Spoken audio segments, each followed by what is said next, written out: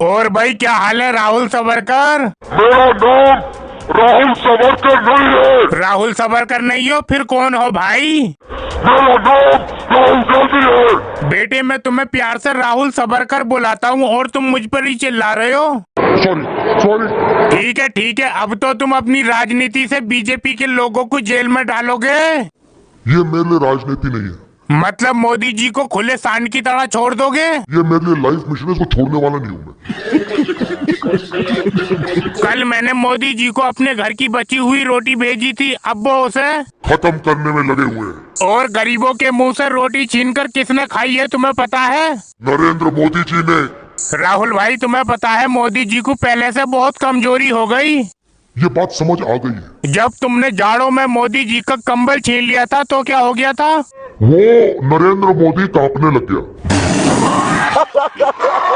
राहुल भैया मोदी तो मेरी बहू भी छीनने के चक्कर में है। ठीक है, आपने हमें बता दिया।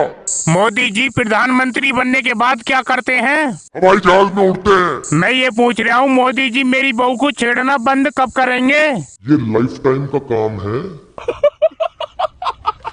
राहुल बेटा तुम ये बताओ मोदी जी की कौन सी अच्छी बात है? पता नहीं आपको मालूम या नहीं।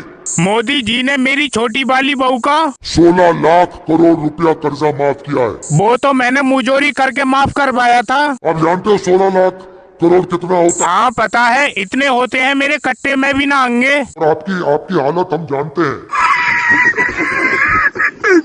मोदी जी ने जो गरीबों को लूटने का ये काम किया है, दुनिया की किसी भी सरकार ने ये काम नहीं किया आज तक। और मोदी जी ने ये भी कहा था कि मेरी कोई सेटिंग नहीं है।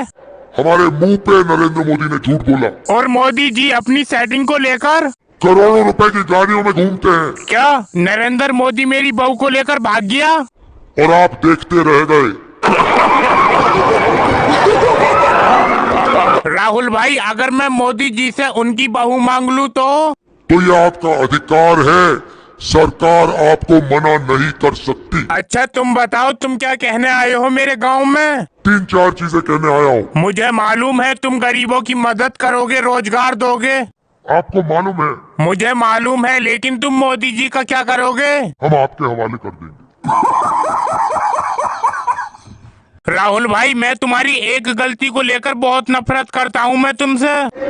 आप मुझसे नफरत करो। तुम मुझसे उल्टी सीधी बातें कर रहे हो, तुम बताओ मैं क्या करूँ? आप मुझे गाली दो। तो कैसे गाली दूं मैं तुम्हें? टक।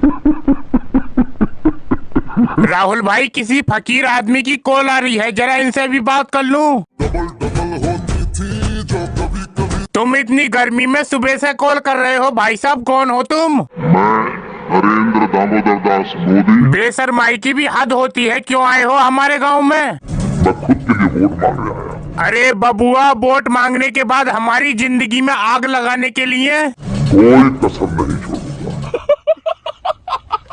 तुम्हारा हमारी जिंदगी में आग लगाना तो शुरुआत है और ये सिलसिला आगे भी जारी रहेगा। बस इसीलिए तो मैं तुम्हें वोट नहीं दूंगा।